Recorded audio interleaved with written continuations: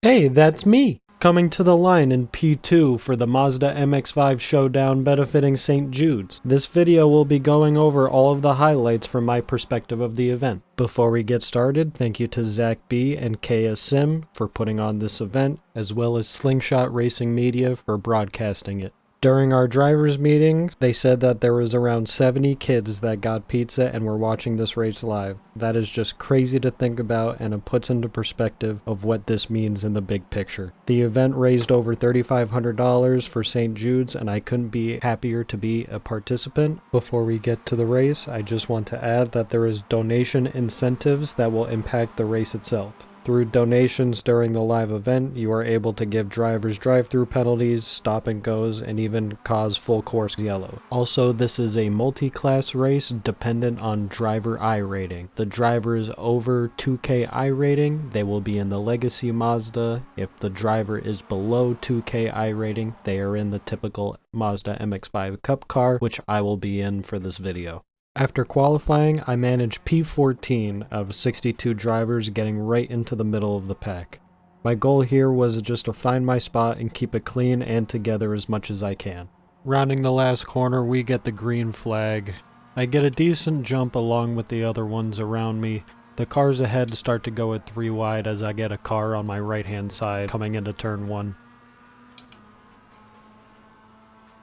I start to pull away from the car on my right hand side, trying to beat him out into turn 1, but it doesn't work as we go 2 wide through turn 1. A lot of heavy braking during the first corner. I'm just trying to hold my line on the outside, giving a lot of people space. Not gonna lie, my nerves are very high in this moment, but eventually things start to work out and everyone started to find their own groove. This is where also the donation incentives helped a lot for me, because we started in P14, now in lap 6 we are already in the top 10. I didn't make any fancy moves or anything, I just drove and held my line and held my position. You may also ask why I didn't get as many penalties as the other drivers on the grid. Mainly due to there was a lot of streamers and content creators in this. By the way, please like and subscribe. And because I am relatively unknown, there wasn't a very big reason to give me a drive-through penalty, since 1, no one really knows me, and 2, I'm only really in the top 10 scratching the surface of it at this point. So I'm kind of flying under the radar here, trying to do the best I can. And it's working out for me in this moment, and it's going to continue to work all the way until lap 17 where I have to pit, which is a very fun moment for me in the Mazda, because in road racing and officials you typically don't have to pit unless you're in like the 2-hour endurance. But it was a fun moment for me due to the fact that I was able to actually gain a position. It's just something that you don't do very often in the Mazda, so it was fun pulling the move off here. Immediately after coming out of the pits, we get the donation incentive yellow flag, so everyone's gonna group back up. Coming in for the restart, I'm trying to get a good jump here, and I actually do. As soon as we hit the line, I could see in my rear view that the cars start falling back. I'm trying to gain as much time as I can, and I can hear through the mic when we were talking with everyone, because people were chatting the whole time. This restart actually caused a lot of problems for everyone, as you can see people going off in the back, and the carnage will not be done. Luckily, I'm so far ahead that it doesn't truly matter, because I'm just ahead of all of the carnage. I try to make a move on this car, I'm able to make it stick, he backs out, and I just start continuing running where I am. Lap 28 comes, still roughly in the same spot. I think I'm in P5 right now, still just running my race, not really making any moves on anyone unless the opportunity forces my hand to.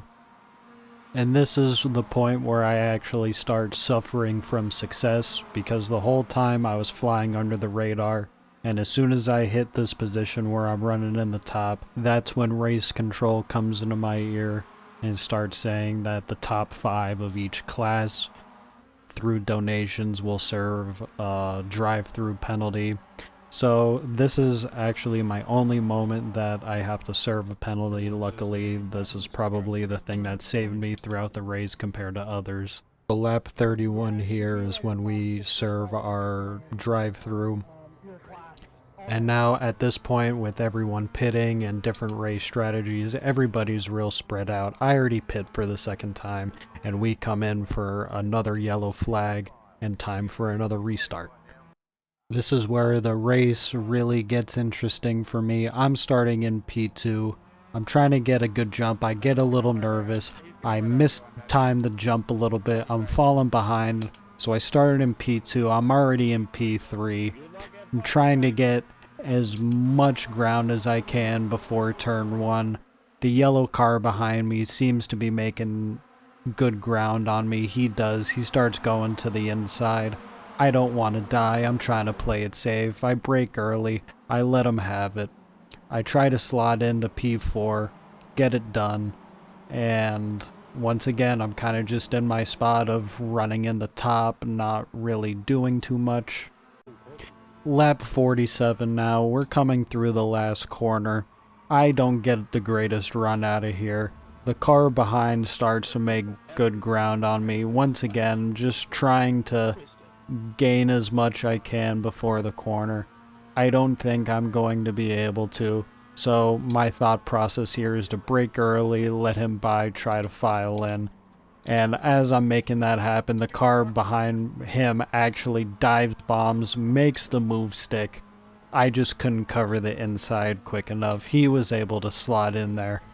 I take a deep breath out of frustration. Little did I know that this would just be the beginning for right here. One car starts to spin, the other one goes in the grass. I collect 2 of their positions. I feel like I'm ping-ponging back and forth. I'm trying to do the best I can, trying to hold on. I eventually start to pull away with the pack in P4.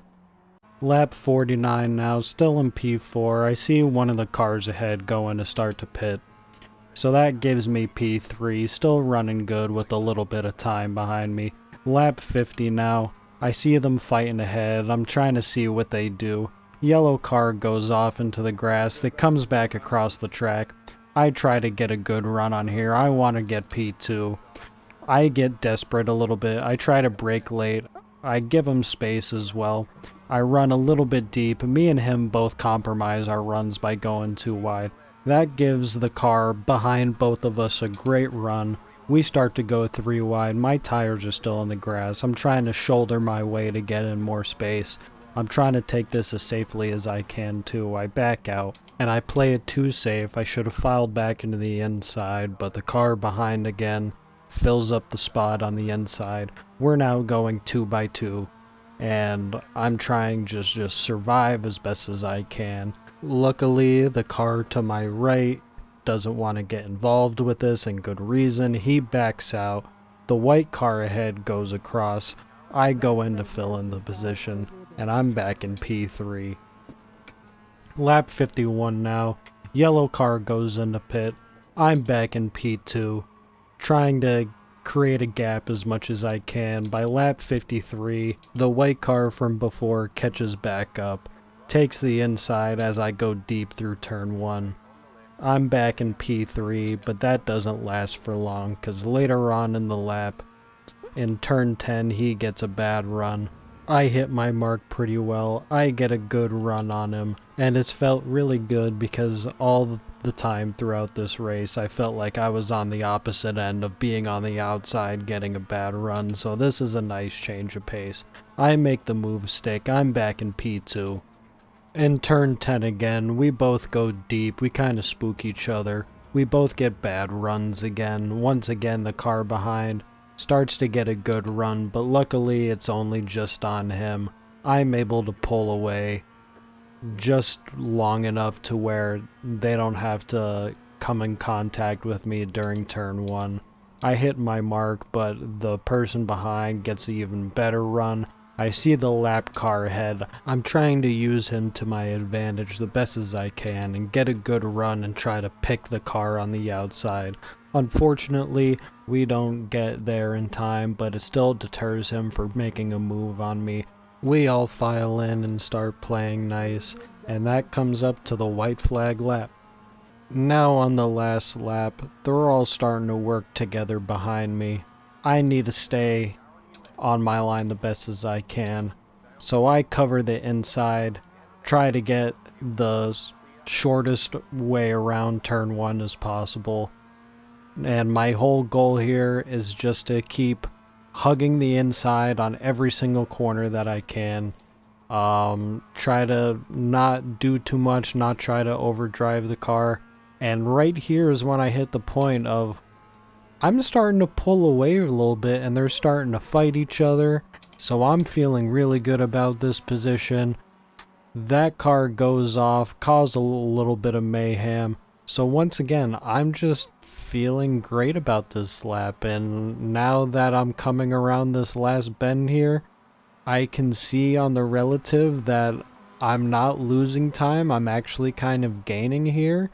And this is kind of when I realized that I was gonna get P2. Let's fucking go! Fucking P2, baby. Coming around to the last corner and then coming to the line, I never would have thought in a million years that with me signing up for this race that I was going to finish the way that I did. This was one of the greatest experiences sim racing that I've had, and I just couldn't be prouder of everyone involved, including myself. And this was just a great event, a great time, and I couldn't ask for anything better. So that is the end of this video. If you liked it, I make iRacing Shorts content pretty much every other day, and I'm hoping to do more long form content as well, so stick around for that, and thank you for watching.